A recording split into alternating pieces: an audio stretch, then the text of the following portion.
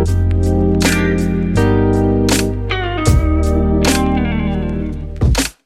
everybody, Jennifer here from Stone Studio. This is part 2 of wedging, where we're going to talk about the spiral wedge. So let's jump in. First thing we're going to do, cut a little bit of clay from the bag. Now, I find to do the spiral wedge, it's actually easier with a little bit more clay. It's actually a little bit harder with a smaller amount. So this is probably about 2 kilos, I'm guessing. The first thing we're going to do is we're going to bang the clay into more of a cylinder form rather than a rectangle. It's just a little bit easier to start off that way. Something sort of like this shape. Now what we're going to do is we are going to butterfly our thumbs. Your left palm is going to be pushing down, kind of like little jabs, and your right hand is going to be pushing down and up, and it's kind of rocking the clay down, away, and up. So let's get this guy going.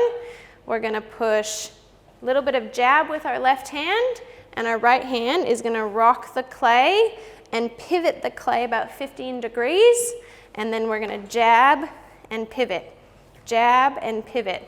So our right hand is kind of grabbing and rocking the clay upwards as our left hand is doing little jabs. Now again, you don't have to jab with very much force with your left hand. You actually don't need much force at all, because the last thing you want to do is jab too hard and then fold the clay over and reintroduce air into the clay. So just little jabs. The reason you don't want air in your clay, well, 2 reasons. One, having a little air bubble in your clay is incredibly annoying. When you're sitting on the wheel and you're trying to throw the clay, you're really going to struggle to get it centered. You're really going to struggle to do your pulling because you've got this little air pocket that's just rocking around in the clay. The second reason is because there's a chance that that little air pocket, when it goes into the kiln, that air pocket could actually explode your vessel because that air is trapped. It's got nowhere to escape, and the kiln heats up really quickly and the air has nowhere to go, and so it just breaks through your piece.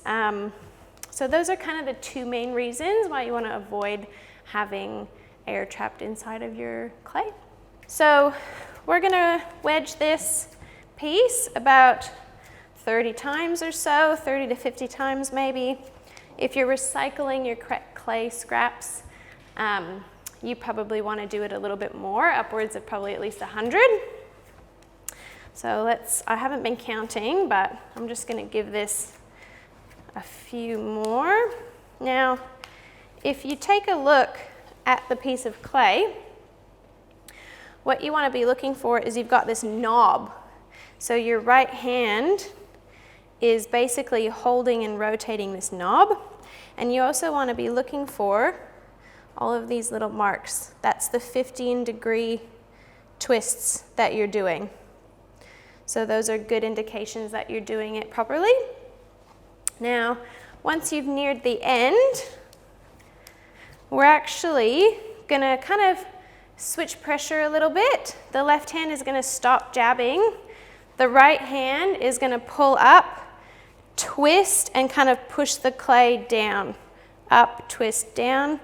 And you're basically going to twist the clay into itself, into this cone shape. So your left hand isn't really jabbing anymore.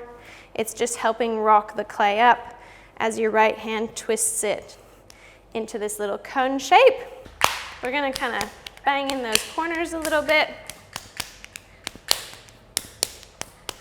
You can give it a little bit of a rock on the board as well to get a little bit of a point on the bottom, and then that is ready to throw down on the wheel. That was the spiral wedge.